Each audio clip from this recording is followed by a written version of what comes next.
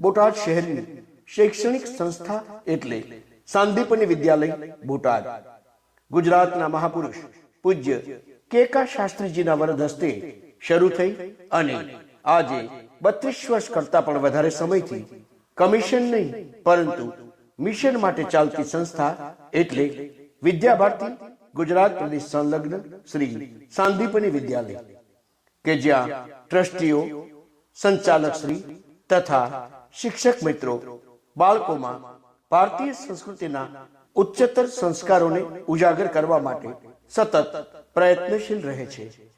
હર હંમેશા પાયાના સિદ્ધાંતોથી કામ કરતી સંસ્થા બોટાદ જિલ્લાનું સૌથી મોટું બાળ મંદિર, પ્રાથમિક, માધ્યમિક અને ઉચ્ચતર માધ્યમિકની એક સૂત્રતા તેમજ આધુનિક કોમ્પ્યુટર લેબ, આધુનિક ટેકનોલોજીથી સજ્જ ક્લાસરૂમ, દર અઠવાડિયે સ્પોર્ટ્સ ડે, વિદ્યાર્થીઓ દ્રશ્ય શ્રાવ્યના માધ્યમથી શીખી શકે એ માટે વિશાળ પ્રોજેક્ટ રૂમ, રમતગમત માટે વિશાળ મેદાન, દર અઠવાડિયે ટેસ્ટ તો ખરી જ સાથે દર મહિને વાલીશ્રીઓનો સંપર્ક પણ.